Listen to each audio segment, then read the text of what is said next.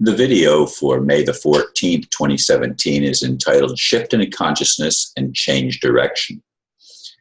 For many years, I've lived with the expectation of real change in the world. Yes, many have reminded me that change must come to the individual first before it can manifest in society.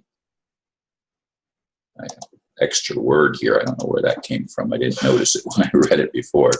Anyway, of course, and I have experienced many personal shifts in my own perspective and awareness throughout my life. I'm sure I'm not the only one. It does appear that humans may be waking up from millennial generations of sleep. Yes, I do think we were programmed, limited by some force intended to prevent our ability to transcend our apparent ignorance and powerlessness. Are we now being programmed again for a shift in the opposite direction? Are we on the doorstep of significant change? We'll see. You know, a long time ago, back in the 60s, a group came out with a song called The Dawning of the Age of Aquarius. And while that was just maybe a generation or two ahead of its time, I really did expect to see the changes by 2011, 2012, as I've said in many videos. I really thought that the world was going to be put on a higher plane and a higher path, and instead it would appear that all hell has broken loose, with Obama being the worst president we've ever had, followed by, or preceded by rather, two, families of presidents, the Bushes and the Clintons, or potential presidents that were even worse. I don't know. I don't know. I think that even Trump may have been programmed to play a role in this unfolding drama that has been going on planet Earth for a long time. It does seem, as I said, that malevolent forces, not benevolent forces, were allowed to take over the planet. And of course, many humans bought into that hook, line, and sinker, thinking that the whole object of living was to amass some kind of monetary wealth, which to me is not wealth at all. It's fiction, and it's abundantly clear to those of us that look at the situation that when they began backing money by nothing with the fiat system, that you just print it, that is the height of insanity and the height of human ignorance, that we would even have allowed it for so long as we did, for over a century. We have allowed the Federal Reserve to create money out of nothing. But money has always been nothing, and even if it's gold backed, it's still nothing. The value is in our creativity. The value is in the essence of who we are. But we've been limited. The creativity has been directed into very small channels, mostly to create weapons of war and weapons of spying and weapons of controlling individuals as much as they can possibly control us. That has been where a lot of the wealth has been directed, and of course in building underground tunnels and underground cities, and the buildup of things that are only necessary for people who are afraid of losing their reign of power. And that, of course, is the cabal. But it seems also to be another race of beings that are not human, that seem to have infiltrated Earth.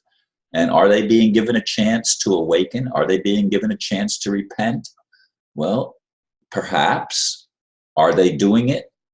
I don't know, because people that have been used to making money and being in the driver's seat and in control of the bigger picture, as it were, they don't want to lose that power. And that's true of Trump as it was true of everybody. But there do seem to be indicators that would show that something else is happening. And I try to keep my fingers on the pulse of those that are positive in their assessment of what's happening in the world. Those that say it's going to take generations and generations, or even a couple of generations to bring the changes, that's not good news to me. I mean, I want to see the changes and participate in the changes myself. And I want to have my body completely healed. I want to have the numbness in my feet go away, so that my feet are normal, and I can run without running out of breath as quickly as I would. It's not as bad as it was when I first came home from the hospital and was on medications, but nevertheless, it's not what it used to be either. And I'd like to have my youth somewhat restored. I don't believe we have to get old and die. You know, that may sound like a far-fetched statement, that because all we've ever known is getting old and dying. That's all we've ever known as humans, generation after generation after generation. But I don't think we were created to come in for a short time. Even 70 or 80 years is a short time compared to what our potential is. I believe we could live for hundreds, if not even, 1,000 years. I don't believe that it necessarily was always the way that it is now. There are records of people living much longer. Did they measure time differently then? I really don't think so.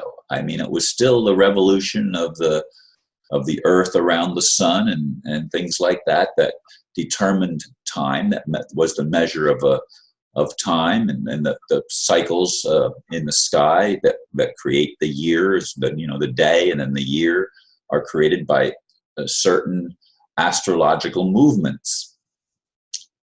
And yet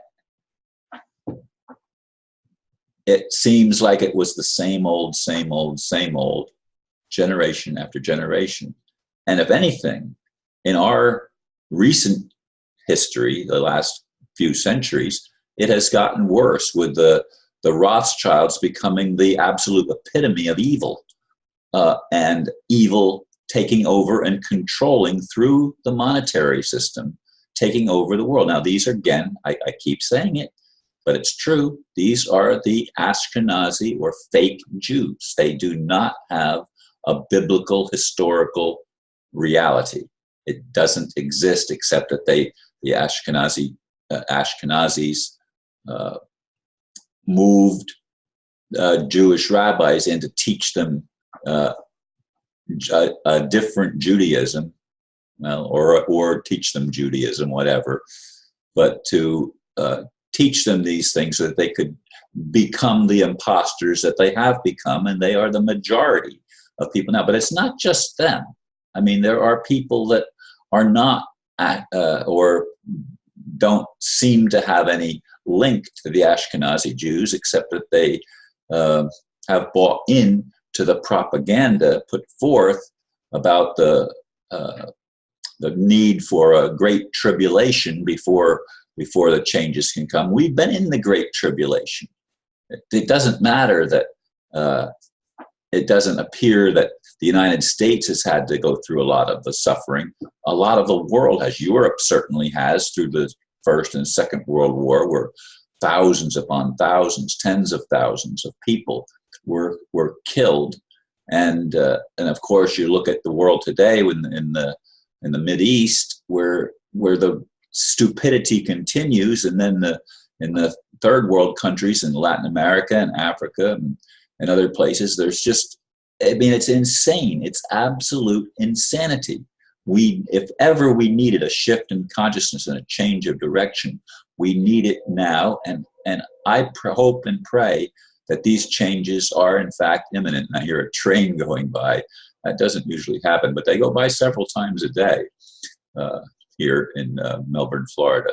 Anyway, I see that the 10-minute time limit is just about to the end. So I'm going to wrap this up and say thank you for listening, and namaste.